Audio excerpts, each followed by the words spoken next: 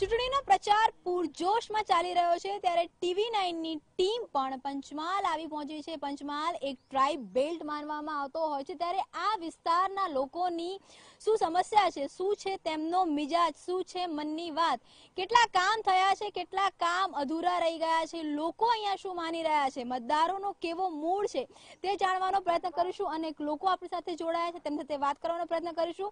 વિદ્યાર્થીઓ પણ અહીંયા આવ્યા છે, તેમને પણ પૂછવાનો પ્રયત્ન કરીશું કે આખરે તેમના મનપસંદ નેતા કોણ છે। પરંતુ શરૂઆત કરીએ સમસ્યાઓ અને સમાધાનથી। આ વિસ્તારની જો સમસ્યાઓની વાત કરવામાં આવે તો કઈ સમસ્યાઓ છે કે જે હજુ પણ વણ ઉકેલાઈ છે? તો પાણીની સિંચાઈની વ્યવસ્થા હજુ સુધી અહીંયા થઈ નથી। ખેડૂતો માટે તો કોઈ પ્રાથમિક વ્યવસ્થા જ નથી હજુ। શું માનવું છે આપનું યુવાઓ માટે 5 વર્ષમાં શું થયું છે અને શું નથી થયું? યુવાઓ માટે એજ્યુકેશનમાં સારું છે પણ યુવાઓ માટે નોકરી જલ્દી અવેલેબલ નથી થતી। ક્યાંક સુધારની જરૂર છે। સુધારની જરૂર તો એજ્યુકેશન સિસ્ટમમાં જોબ માટે વિદ્યાર્થી જ્યારે ભણીને બહાર પડે, એજ્યુકેટેડ ગ્રેજ્યુએટ થઈને બહાર પડે છે ત્યારે એને જોઈતી એના ફિલ્ડને લગતી જોબ માર્કેટમાં અવેલેબલ નથી થતી। ખેડૂતો પાસે બી પૂછવાનો પ્રયત્ન કરીએ શું સમસ્યાઓ આવી રહી છે અને શું લાગી રહ્યું છે? 55 વર્ષમાં જે દેશમાં વિકાસ કર્યો એનાથી ભાજપ વિકાસ સારો કર્યો પણ આ મહીસાગર જિલ્લામાં ઇન્ડસ્ટ્રી જેવું કશું છે નહીં। ખેડૂતોને ખેતી પર નિર્ભર છે પણ હજુ પાણીની વ્યવસ્થા નથી। હજુ લિફ્ટથી પાણીની સગવડ મળી છે તો પાણીની સગવડ કરે એવી વ્યવસ્થા કરાવજો। બે ડેમ છે પણ અહીંયા જ પાણી નથી મળતું, શું કહેશો? હા, બે ડેમ છે પણ છતાં અહીંયા પાણી મળતું નથી અને જેટલા વખત ચૂંટણી આવે છે એટલા વખત ભણકારા મોટા મોટા મારે છે સરકાર અને પછી ચૂંટણી પતી ગઈ એટલે પછી તમે કોણ ને અમે કોણ અમે ઓળખતા જ નથી એ રીતના વાત કરે છે સરકાર। એટલે અત્યારે એકદમ ઘર જેવા છે અને પછી એકબીજાની જોડે કોઈ સંબંધ નથી એવા પ્રકારનો વ્યવહાર હોય છે। આજ એવું જ છે, ચૂંટણી આવે ત્યારે બધા લોકો કોંગ્રેસ વાળા બી આવે છે, ભાજપ વાળા બી આવે છે અને કહે છે કે આમ કરીશું તેમ કરીશું, આ યોજનાનો લાભ આપીશું। ત્યાર પછી ચૂંટણી ઇલેક્શન પૂરું થયા પછી કોઈ આ બાજુ જોતું બી નહીં, કોઈ જોતું પણ નથી। શું કેવું છે આપનું, શું સમસ્યા? ખેડૂતોને પોષણક્ષમ ભાવો નથી ખેતીના અને આ તળાવ આ સિંચાઈની કોઈ વ્યવસ્થા નથી। શું સમસ્યા છે અને રાજકીય માહોલ અને સામાન્ય દિવસના માહોલમાં કેટલો ફરક છે? મહીસાગર જિલ્લામાં એક તો પહેલી વાત કે આટલા નજીક અહીંયાથી કમસે કમ આ રામ પટેલના મુવાડા ગામ છે બરાબર, ત્યાંથી કમસે કમ 1.5 કિલોમીટરની નજીકમાં એક મહીસાગરની મોટી કેનાલ પાસ થઈ રહી છે તો બાજુની અંદર જો આટલા મોટા મોટા તલાવ ખાલી પડ્યા હોય તો સરકાર શું વિકાસ કરી શકે છે? ખાલી પડ્યા છે, મારા કેમેરામેને કહીશ કે એ પણ દ્રશ્યો આપને બતાવે। બરાબર છે, મહીસાગર ડેમ છે, તળાવ ખાલી પડ્યા છે। કાકા શું કહેશો, કેવી પરિસ્થિતિઓ છે? વિકટ સમસ્યા પાણીની છે। 6 જિલ્લામાં પાણી ગયું પણ 10 કિલોમીટર દૂર છે છતાં પાણી મળતું નથી એટલે એ વ્યવસ્થા થવી જોઈએ। પાણીની વ્યવસ્થા થવી જોઈએ, શું માનવું છે આપનું, શું વ્યવસ્થા થવી જોઈએ? ઇલેક્શનના ટાઈમે નેતાઓ અહીંયા આવે છે કે અમે પાણીથી તમને સુવિધા આપીશું પણ છેલ્લા કેટલાય સમયથી એ સુવિધા વંચિત જ છે। સાંસદ સભ્યો નથી આવતા, આ એક ફરિયાદ તમામ જગ્યાએ જોવા મળી રહી છે, શું કહેશો આપ? ગામની શું પરિસ્થિતિ છે? કિંજલબેન એમ કહું છું કે સરકારે GST અને નોટબંધીથી બહુ કમાણી કરી અને ખેડૂતોને 2,000 આપ્યા એ વ્યાજબી છે? 20,000 એક ખાતામાં નાખવા જોઈએ। એટલે કદાચ કોંગ્રેસની જે યોજના છે એની સાથે તમે જઈ રહ્યા છો?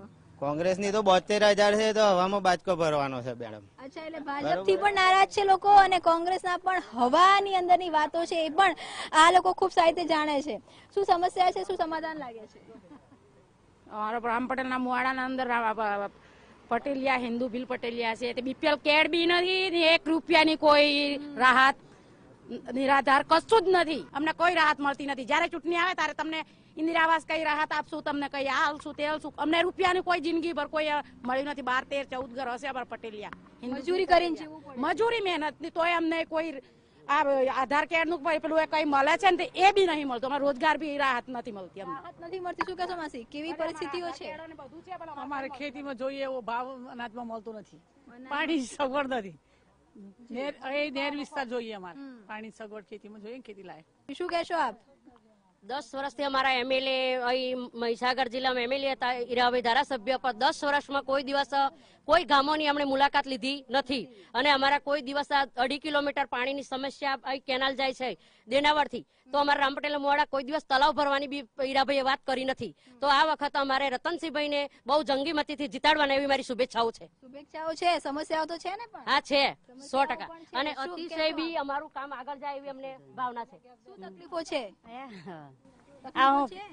કેરોસીન 3 લીટર મળે, બીજું કશું નહીં મળતું કાર્ડમાં, અમારે એવું જ છે બધું। કાર્ડમાં કઈ મળતું?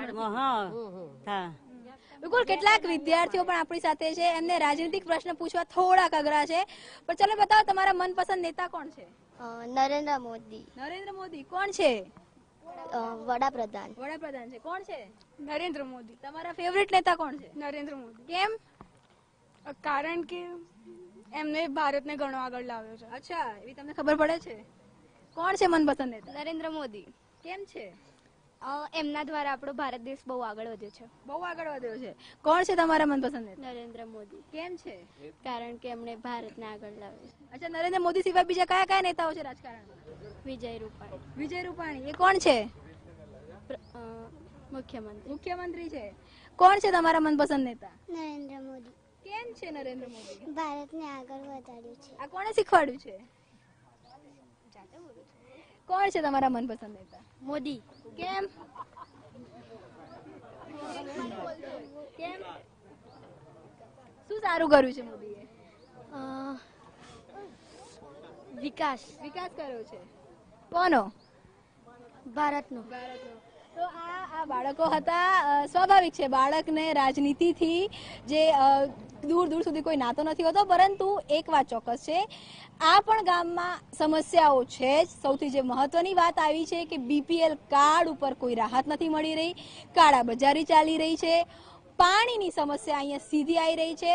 પણ અહીંના જે બાળકો છે, અહીંના જે વિદ્યાર્થીઓ છે, તેમના મનમાં નરેન્દ્ર મોદીની પણ એક આગવી છાપ છે, તે પણ એટલી જ હકીકત છે. આજ માટે આટલું જ. મતદારોના મિજાજ હજુ પણ અનેક જગ્યાથી અમે જાણતા રહીશું. કેમેરામેન ઇમરાન સાથે કિંજલ મિશ્રા, ટીવી